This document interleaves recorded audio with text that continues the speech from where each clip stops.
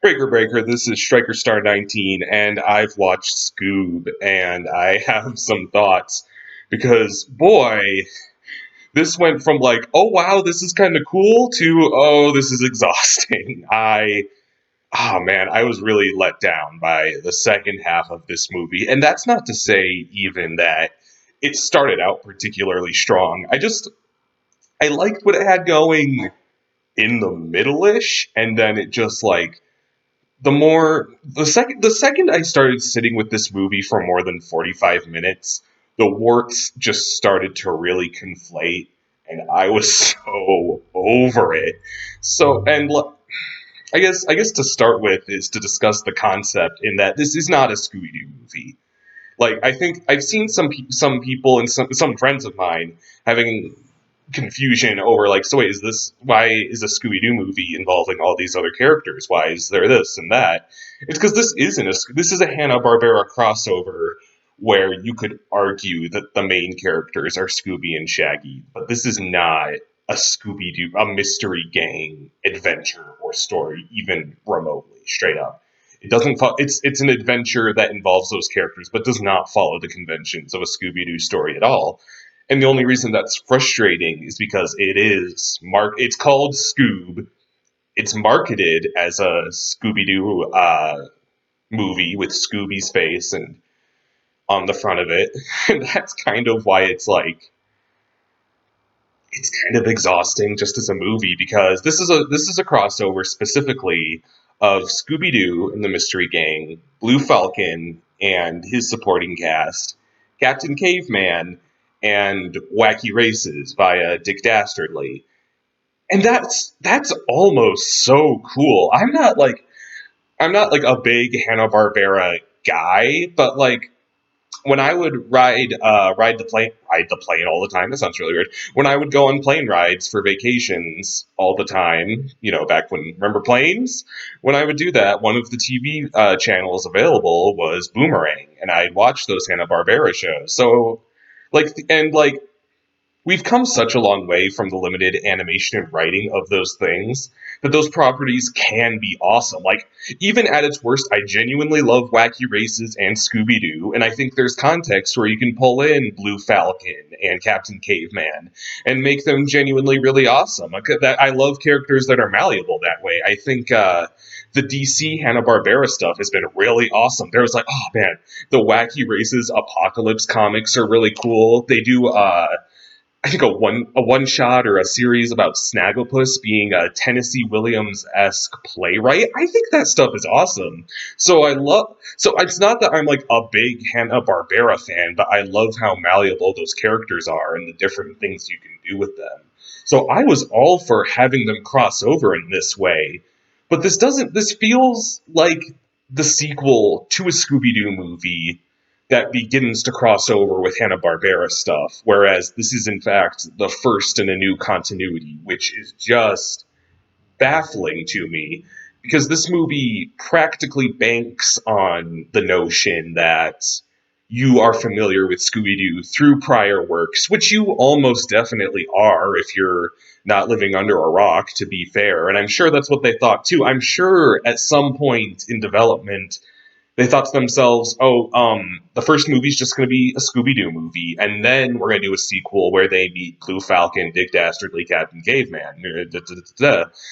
But I'd be equally not surprised if they just thought to themselves, well, people know Scooby-Doo really well. I don't think we need to introduce them. But the thing is, Scooby-Doo tends to evolve with each new iteration that he and those characters take on, because they jump to a new time period every time. And nothing encapsulates that more than the fact that we open in Venice, California, not like Coolsville or any other like fictional town where they may have lived. They're just in Venice, California now, like sure.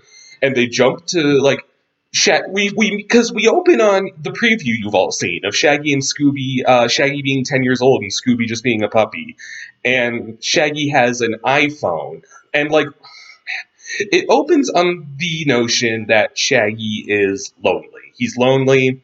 And how they illustrate this is he pulls out his phone, his very modern iPhone, So I guess by the time they're adults, it's like 2030 because I don't. I'm getting caught up in the details. So he pulls out his very modern iPhone, pulls up some facsimile of Spotify, and three licensed real songs. It's like All by Myself and like two other songs about loneliness. You know that gag, and he realizes, oh, I'm lonely. And it's so hypertextual and lame. There's so many reasons Shaggy could be pretty reasonably lonely. There's the fact that he eats like a dog, which, leads to him connecting with Scooby. There's the fact that why not play up that he believes in ghosts and he could be like kind of a supernatural enthusiast, and that makes him kind of an outcast. Why not just play that up and have him be a misfit for that notion? But instead, the film feels compelled to like just tell us to our face how he feels through the shuffling of his Spotify playlist. It's ridiculous. It's insane. And then he meets Scooby, and it's the bit you've probably seen in a million previews where he adopts him. I don't feel like I need to go into that. Um, I should also, and then he grows up. There's kind of a cute bit where they kind of transition into their adulthood after the whole mystery gang meets as kids, and they just almost frame for frame reenact the classic Scooby Doo theme song, like all those gags and those cues, except with some like modern additions and touches here and there. And that's like the background you get for, and then they become the Scooby Gang and they solve mysteries, even though you don't really see that. Because this is a sequel with no with no prequel except years and years of content of Scooby Doo content. You're supposed to kind of assume, there's they met. We're going to show how they met. You assume more or less everything Scooby Doo related happened in between that, and now here's this new adventure. And I almost don't take issue with that, but like I was saying, this is a 2020 millennial take on these characters. This isn't precisely the same. Let me slow down. So Scooby Doo on Zombie Island, everyone loves that one. That one's awesome. That one's great. But it updates them for the 90s as opposed to their original. I don't remember if they started in the 60s or 70s, but it updates them for the 90s in that Daphne is now a talk show host, and that's kind of topical then because the 90s was kind of big for that kind of thing. And then it's like a very real monstrous threat on Zombie Island. So those characters kind of develop into a 90s appropriate incarnation. And this one wants to do that with a 2020 version of these characters, but it doesn't give itself the time to do that. And it really suffers because the worst, they do, like in personality, Shaggy and Scooby are like kind of actually not really Scooby. They give Scooby this like bizarre cynicism where it's like I feel like it was always the intention that Scooby is smarter than your average dog. Like he knows a little more than he lets on, but he's practically kind of stupid, and Shaggy is on that same level. So I guess the way to put it is like Scooby is smart for a dog, but Shaggy is dumb for a human, and that puts them equal. That's like their dynamic. Whereas in this one, Scooby is straight up smarter than Shaggy, and he's like making snarks about it. And it's so bizarre how it's like now the relationship is Shaggy is the dog, and he's the weird dependent one, and Scooby. And I don't like that power dynamic. I think that's a weird way to place those characters. And I don't once laugh at any of Scooby's little snarks. There's this one bizarre moment because when they're kids, they meet when they're trick or treating, and these two bullies take Shaggy's candy and throw it into a haunted house, and that's how they have their first mystery. Which weird that there are bullies messing with Shaggy when we could have really used that to illustrate his loneliness and why he's so distraught and friendless. So I don't know, where was that? Where was that? Oh man. So the bullies are like circling around Shaggy with his candy before they throw it away, and they're like, Halloween is just propaganda from big corn syrup, and before they throw it. And if that sounds like a weird line to say at that point, it is. It absolutely is. And they throw it into the house, and Scooby says like, yeah, we're fine with that, or something along those lines. So it's like And you see, I feel like that encapsulates the character they're kind of going for, is that Scooby is very aware and has that level of just like kind of winking at the camera and talking to that level despite that. I don't like, because that places him above Shaggy when their dynamic was always that Scooby and Shaggy were like on equal footing, and that was ridiculous as is because they're a dog and human and they really shouldn't be in the first place. Daphne in this movie is terrible because what I think this movie was scared not to be woke, and they thought that Daphne having her fixation with cosmetics and fashion would be like dated and sexist, which is utterly missing the point of the character because Daphne's fascination with that kind of thing, with cosmetics and fashion, all was an asset to the team. It always, like, she broke out in a rash when exposed to a certain material that like exposed who a monster was. And it would be stuff like that. So to take that away from her and this, oh, it's like we can't have a girl like makeup that's sexist. But now she's just like the girl now. She's nothing as a character.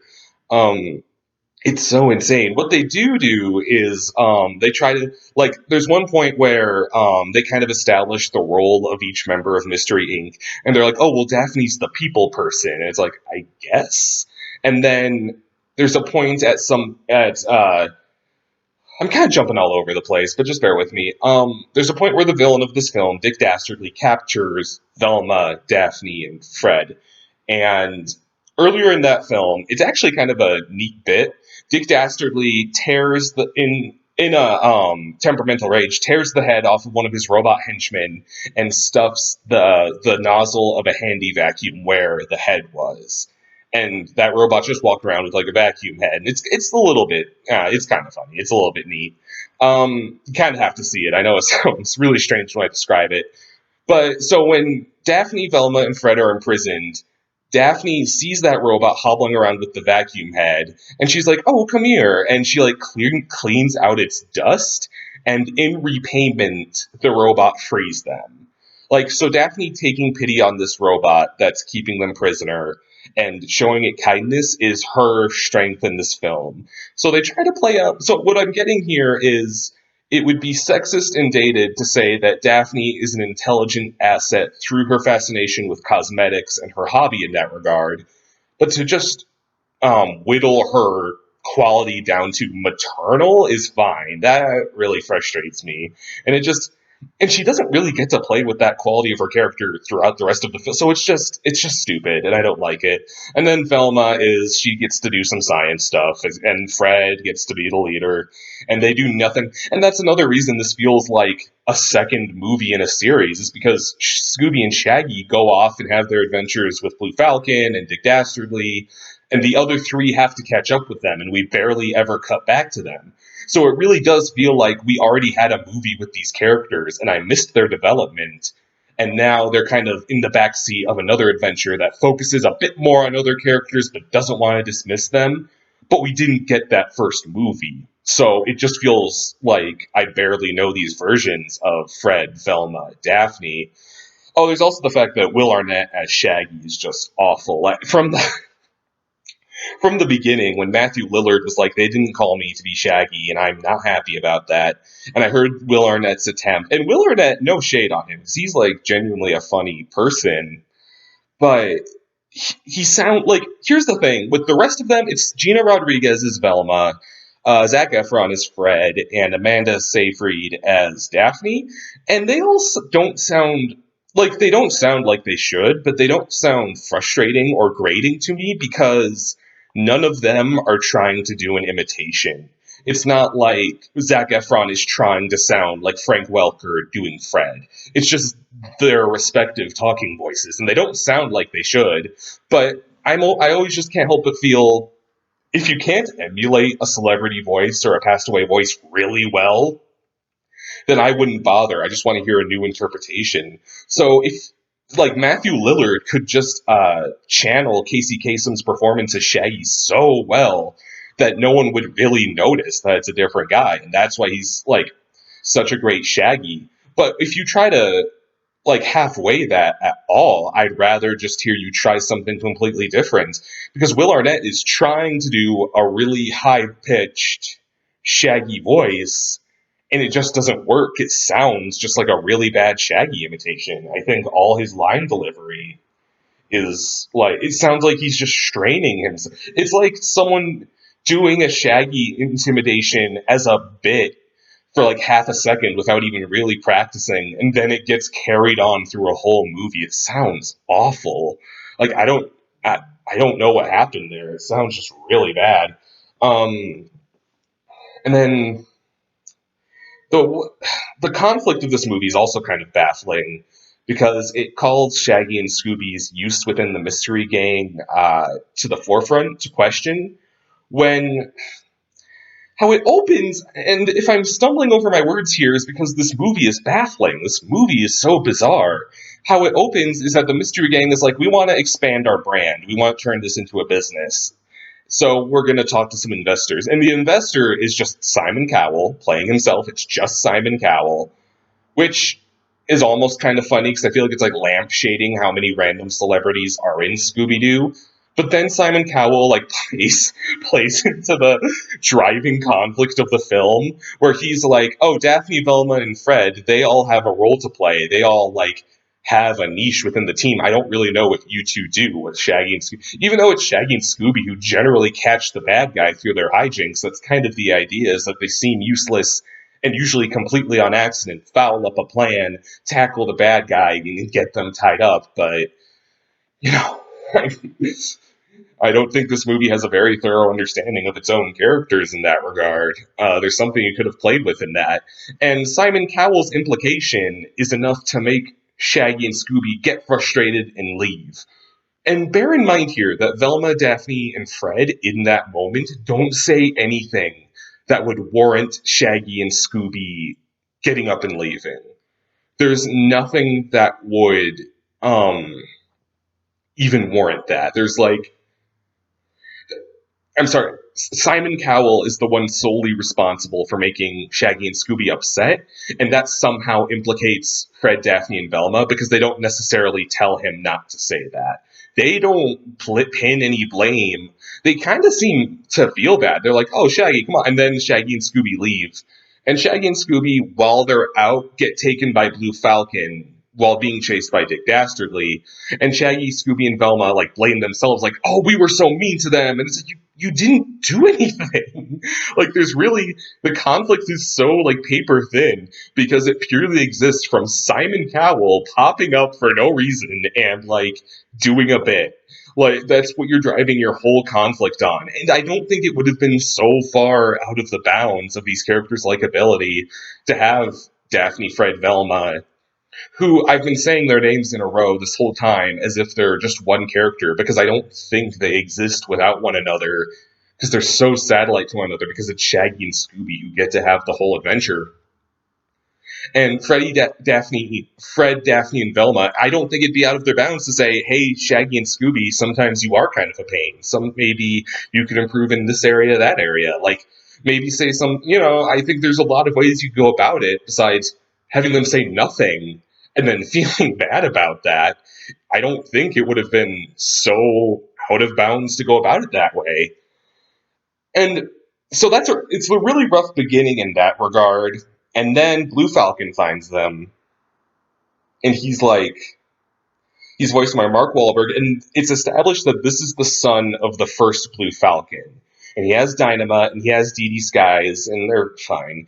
And the thing is, this is the son of the first Blue Falcon, and they do this lame gag where they're like, "Is the original Blue Falcon dead?" And they're like, well, and the young Blue Falcon's like, "He has passed on to a retirement home in Florida." I'm like, I saw that a million miles away. And there's so much to delve into here. This Blue Falcon, so the original Blue Falcon character is super dry. He's actually kind of boring. He's just a kind of generic superhero. And, I guess come to think of it, it's a little bit neat that they're playing up this kind of crossover Avengers angle, because that's so the zeitgeist of 2020 in this 2020 Scooby-Doo adaptation. But they just foul it up in every direction. And second Blue Falcon, I think Brian is like how he's referred to by name, is such a klutz and mess up and idiot and coward. Like, they try to play up that he's under a lot of pressure to live up to his dad's reputation, but I don't feel any sympathy for him because he is beyond stupid. He is comically inept. Like, he doesn't do anything right throughout this movie. He's just a total moron.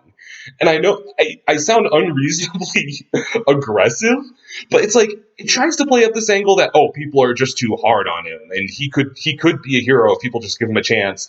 But people underestimate him because he's straight up like blatantly incompetent. He hides at the first chance he always gets. Like, Dynamite was always Blue Falcon's sidekick. He's like this cybernetic dog. And he's Ken Jeong in this. In the older cartoons, Dynamite was like a Scooby adjacent character. He was kind of a goofball. He, talking dog voice, kind of raspy. And in this, he's very monotone because he's disappointed in this second Blue Falcon. And I think this could have been such a sympathetic character dynamic if you just made this Blue Falcon competent and, like, have a modicum of courage and willing to try. But, like, Dynamite doesn't have faith in him. If that was their dynamic, that Dynamite just wants the old Blue Falcon back and he's very hard on this new Blue Falcon who's trying his best, that'd be great. But Blue Falcon is like pouring with stupidity. I'm not saying it in a sense of, oh, they tried to make him seem a certain way, but he just comes off as stupid. I mean, they didn't even try to make him seem competent. He, like, at every fight scene he hides. He thinks Anonymous is the name of a person. He actively gets all the heroes in trouble. Like, he is intended to be a total mess up. He is intended to completely slow everybody down. Like, he is a total comic relief waste of space. But they tried to play up this element of, oh, he's under all this pressure and he has imposter syndrome. But he doesn't even really try. He's just scared of everything. He's just a waste of space. So that's really frustrating.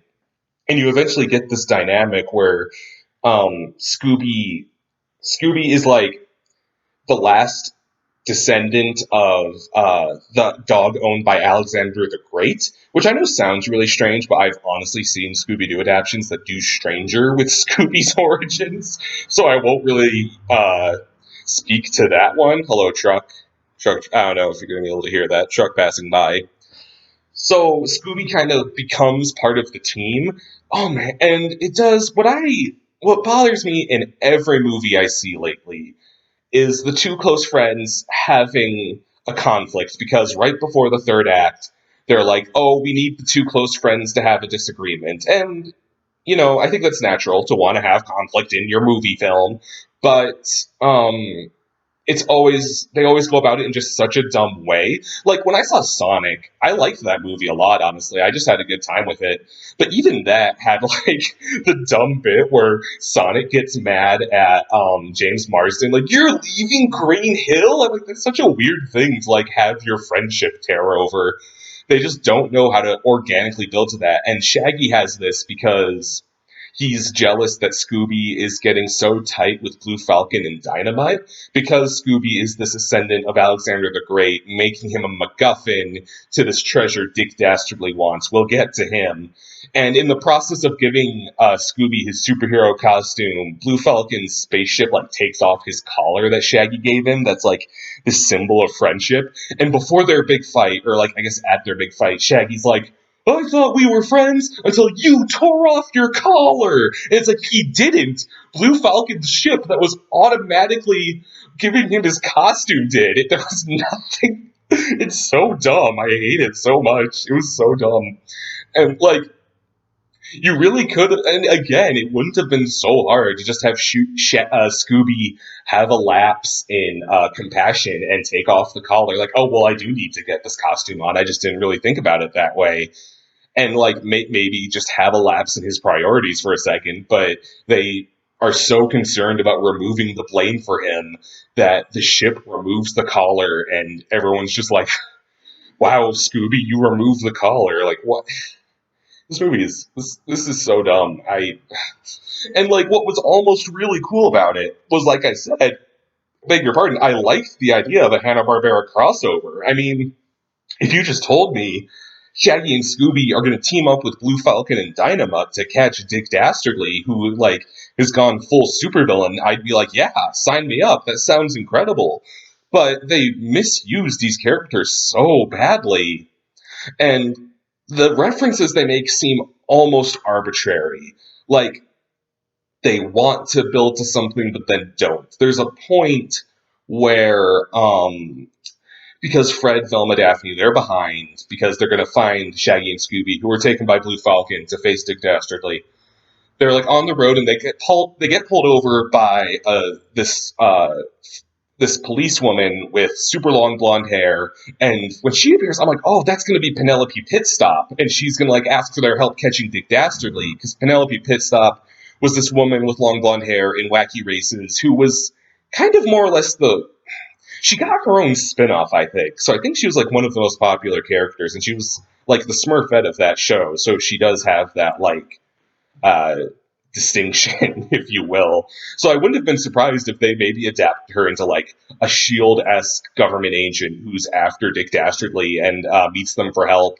But it turns out that character was just a disguise from Dick Dastardly, and that's totally nothing. And I was so like they use these characters just so little cohesion. It just feels like they just kind of get mashed together, as opposed to wanting to build this supposed Hanna-Barbera universe that and I guess where I'm coming from is I was building those links myself because the movie didn't bother, and now I'm left wondering, why is Blue Falcon chasing after Dick Dastardly? Like, I guess, yeah, superhero, supervillain, but where really you just kind of mashed two characters that weren't related together. And like, I like a good old-fashioned crossover, like I think that's fine and all, but there are small ways you could have made those more cohesive. And like establishing that Shaggy and Scooby were fans of Blue Falcon, him being a superhero, that's like one way you could have gone about that. There's just so little fabric connecting those characters. As for Dick Dastardly himself, I almost really liked him. In the first half, I was like completely into him. I was like, oh, this is an awesome villain. He's going to be the saving grace of this movie. He's kind of the best part of this crossover. They even establish that he really misses Muttley, that Muttley, for whatever reason, is gone. And that like hit me in the feels. I was like, oh, did Muttley die? That's actually like really sad, and that seems to be his driving force. But then they still kind of play. He has some great moments, and his big airship looks like the Mean Machine. I think that's great. But then it's like they reveal that what he's after is these MacGuffin treasures that open a portal to the underworld, which again, I've heard weirder in different Hanna-Barbera things, so I'm not gonna get hung up on that. He wants to open a portal to the underworld which contains treasure, and how Muttley is gone is that he opened that portal a long time ago, made Muttley go in, and then didn't realize he couldn't get him back.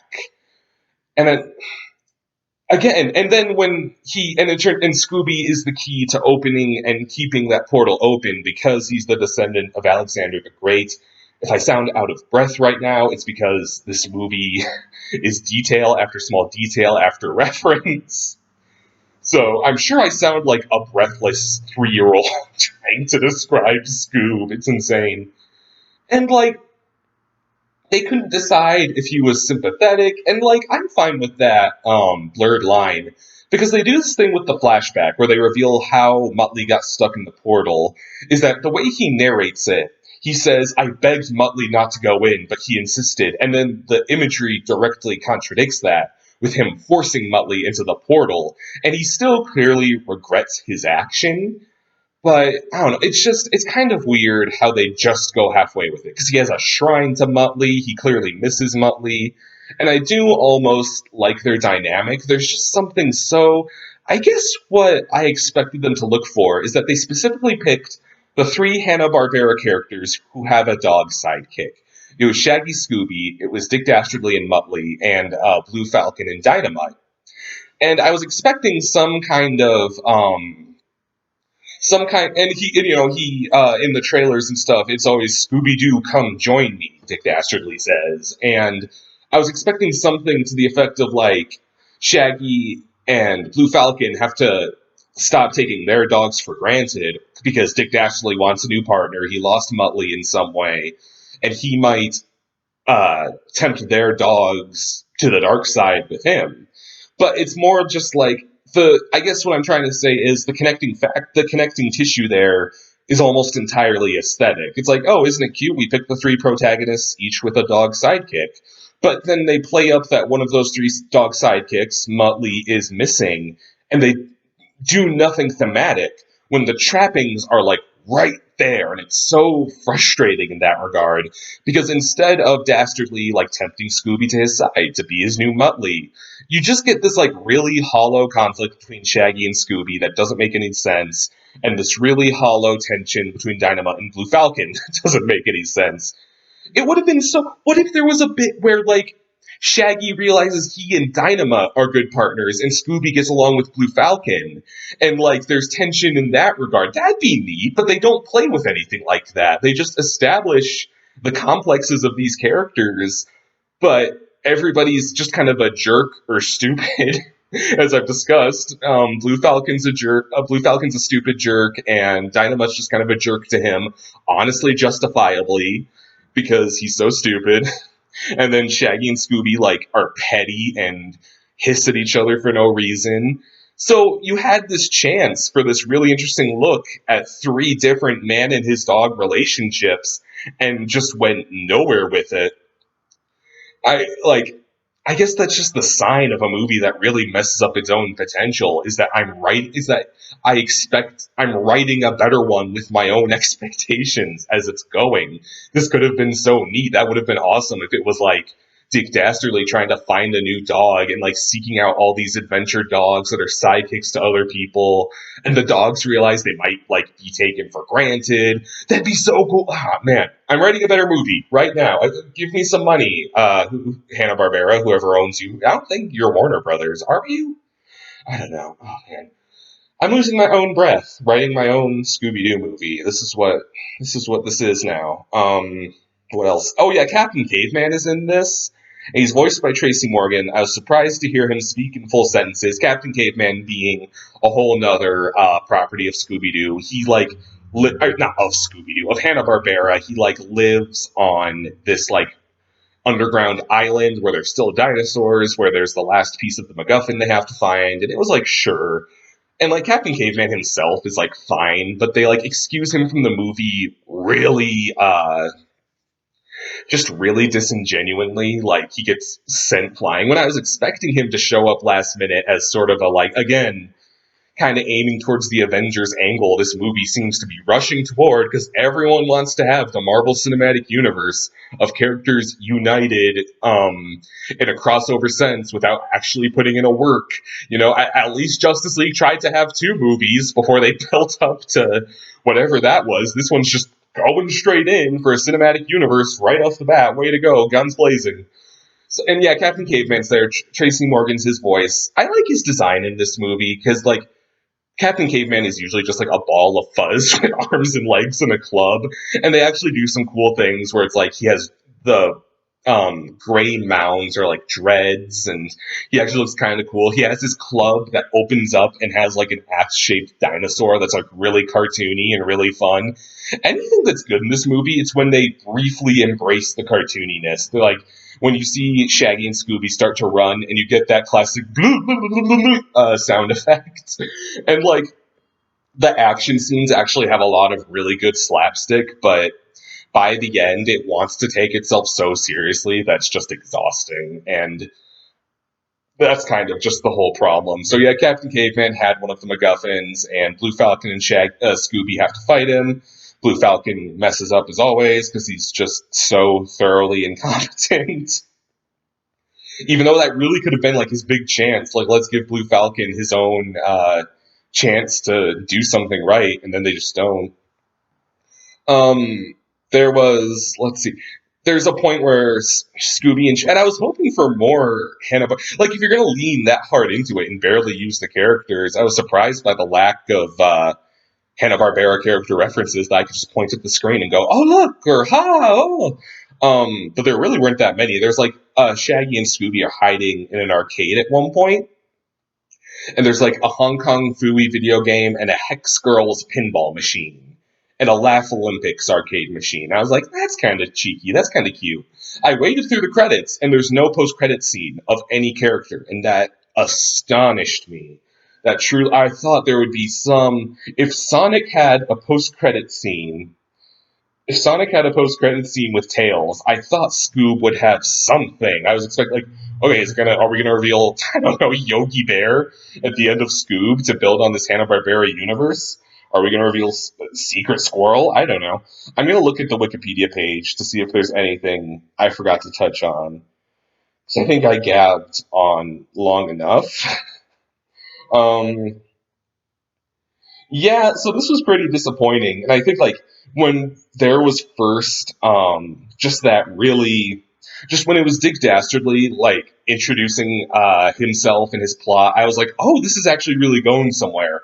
And then they just drop the ball completely and take itself so seriously and like do nothing interesting with these characters, and it just feels weird and sloppy. Ah, man, I and here's the thing is I don't exactly have like high expectations for this movie. It's not as if I was like, oh, this is gonna like that trailer grated on me really fast. I was kind of impressed by some of the animation. I do like the art style in that it's like it emulates the 2D cartoon, I think, pretty well. I don't need every CGI movie to be like the Pixar level of every particle of felt on Mr. Incredible's costume being visible. I don't need that Pixar level. I think you can go with like a flat emulating CGI scape. I think that looks pretty neat. I thought this movie looked fine in that regard. So I think for that alone, I was kind of looking forward to this movie, but it really just didn't do anything. It like promised a Hanna-Barbera crossover that was like, okay, I think this is a rushed idea to run into, but that might be kind of cool. But we have a Shaggy and Scooby who don't really work because they're petty and jerks, and we have a Blue Falcon who's a stupid jerk, and we have a Dick Dastardly who just isn't cohesive with the other two, even though he's almost pretty great, honestly. And they build up his dynamic with Muttley pretty well, but because he's in such a weak movie, I don't think he ultimately works as a character, sadly. And the rest of the Mystery Gang just kind of sucks. So yeah, this movie just did not do it for me, and I was kind of hoping it would just like it was entertaining. I don't regret renting it at all. Like I was pretty for that first half. I was pretty thoroughly into it, but by the end, I was just so exhausted by these incarnations of these characters for all the reasons I just mentioned. I think I'm kind of repeating myself, as well as throwing my voice out. So I saw Scoob. That was Scoob. Uh, I think if the trailer put you off everything, like you kind of know what to expect at this point, and nothing in this movie would like surprise you. There's nothing like everything I thought would be kind of dumb about this movie absolutely was. And it's like the 2020 sense of humor and the 2020 like just sensibilities towards these characters to make them really tidy and really just sanitized that I really thought would be there absolutely was. There's really nothing that like diverted my expectations. So take that as you will. If you were like, yeah, I'll give it a chance, I think it's like not egregious, but if you were like turned off by that trailer, then everything that turned you off is in this movie like a billionfold. I guess I don't really know what I expected. Yeah, I just thought, it's been a while since I did one of these mission debriefs. I'm gonna have a new video essay out. I'm hoping tomorrow or Monday. I guess we'll see. We'll see how that goes. Stay safe, everybody. Hope you enjoyed listening to me ramble about Scoob ad nauseum. Um, yeah, and I hope you all have a great day. Thank you for listening.